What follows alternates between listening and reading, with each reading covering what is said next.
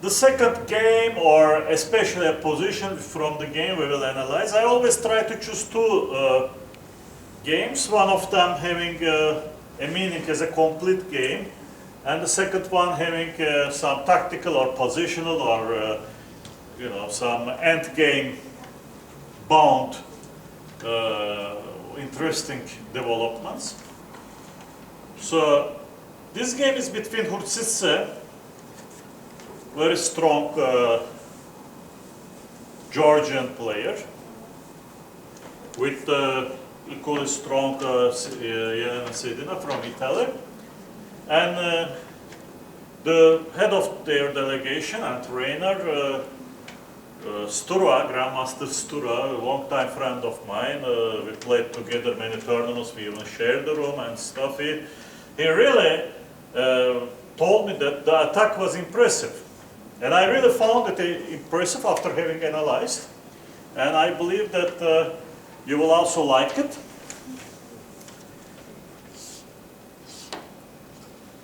So the game starts like an English opening, but then switches to Karokan, which is very common. People do not like boring positions of Slav, especially with white.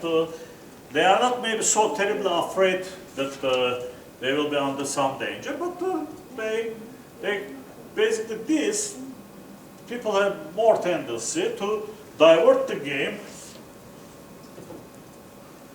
into what is called Panov attack. Panov, former Soviet chess player and as well as a famous lawyer in the country, was one of the first ones to apply this, and we all remember Botvinnik had a marvelous win with it against slightly puzzled Spielmann at the time.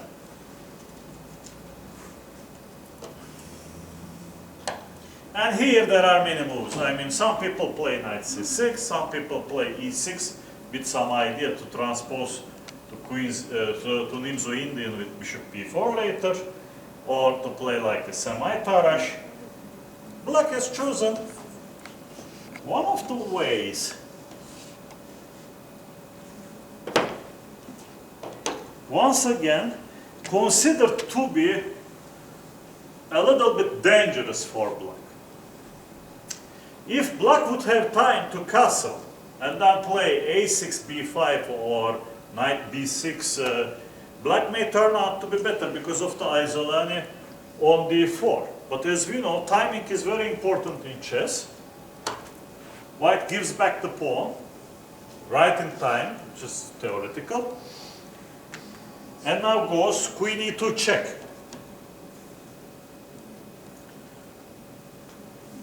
Zurab Sturua, Grandmaster Zurab Sturua, and this game reminded me that for many years I only thought that black should play queen e7 here. And actually I like what black did, because after queen e7, my assumption is that white will have an easy game.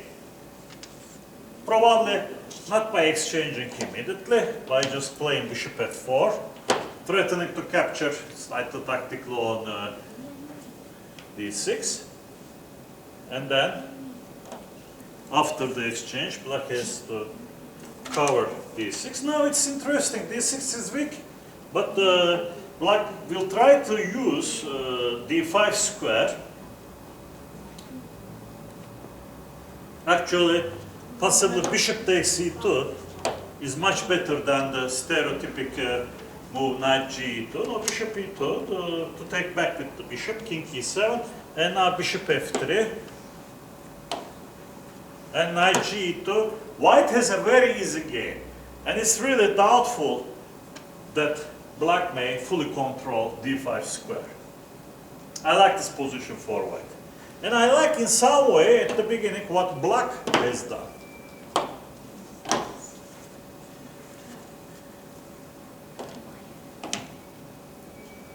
Black has run to f8 and has a simple plan. Wants to play h6 and to put the king to h7, knight to b6 if d6 will be attacked. So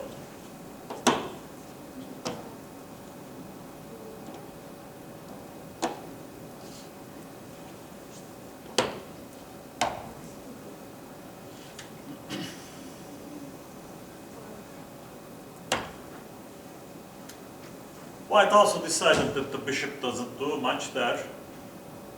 Came to d3, aiming to this diagonal. And like yesterday's game, there is some similarity. Yesterday, we have checked this game of Bulmaga with Scoot, where Black has forgotten the theory. Here it's also very possible that for one move, Black had this lapse. I mean, some sort of lapsus manus. She said like, okay, let me exchange the knights on d5. And Yusupov, who is the creator for this plan with black pieces, against the equally strong Joël Lautier, played king h7. And there is nothing terrible happening on this diagonal. After a couple of sensible moves, obviously White has a slight opening advantage, but the game is going on.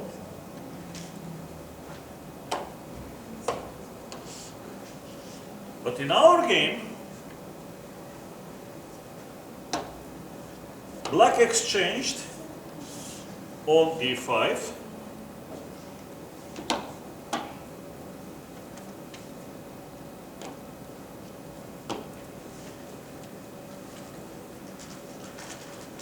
And this position occurred. This is really one of interesting examples. This position is, it may come strange to you, but this is lost for Black. It's really interesting. You will say like, how come? I mean, if you remember our previous example, Vojinović was better, but she couldn't bring the punch into the position. Here, it's not something structural, but bishop c8 and rook a8 are out of game. And White has played h4. You mean that Black cannot gather the pieces to defend the king? No, the attack is simply too strong. This is something very interesting, that this position, Black is really, really hopeless. Sometimes it happens, I mean... Yeah, the pieces are non-synchronized, so... No, they don't, somehow the king side is weak, h5 is coming, and for instance,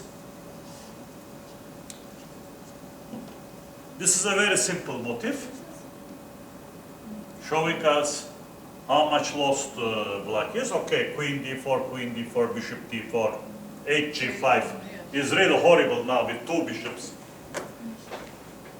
And probably this was the best choice in the position.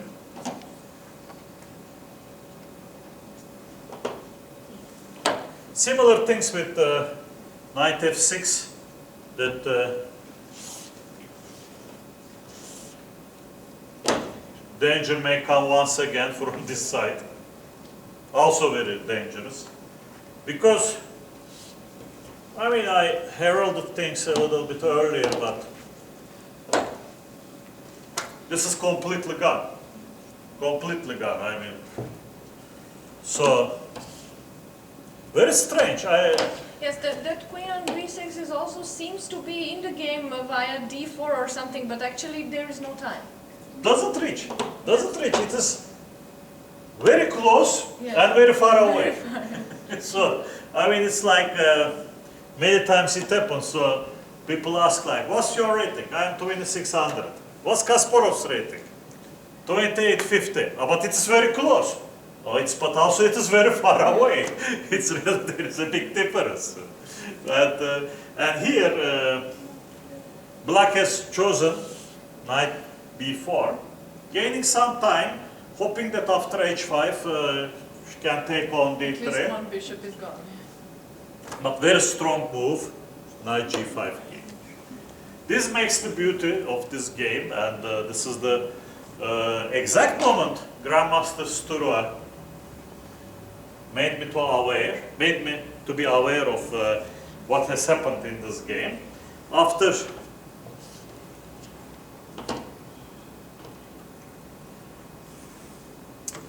this position emerged, White could have also chosen rook e7, which practically decides the game. King g8, bishop takes g6. She changed the move order. She started with bishop g6. And black has gone to g7. Bishop takes f7.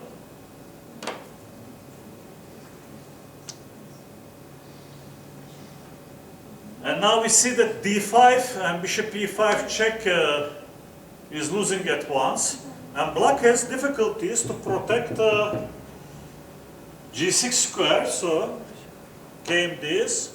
Simple, h takes g5. In some way, white has got the piece back.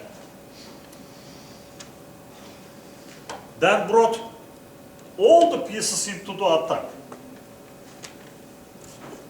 There is an expression I always like in, especially in French and English, you know, white has thrown even the garbage bin into the attack. Everything comes. Bishop g3 is in some way in the attack. Bishop f7 and rook e7 are there. And I mean, she could have played, for instance, rook e1. This exchange doesn't change anything. So, but played simple, took, gave another check, gave the discovered check.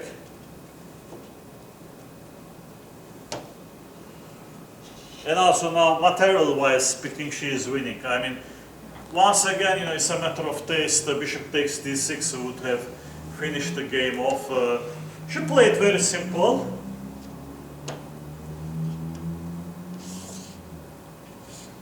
Didn't risk much.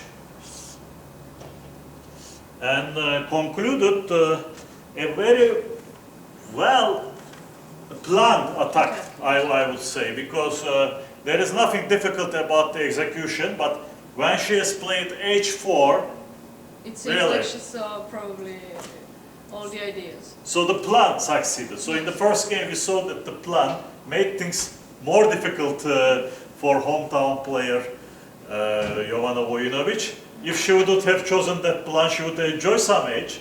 Here, black has chosen a very correct plan. Once she pushed h4, all the pieces were on the other side, and she really concluded the game.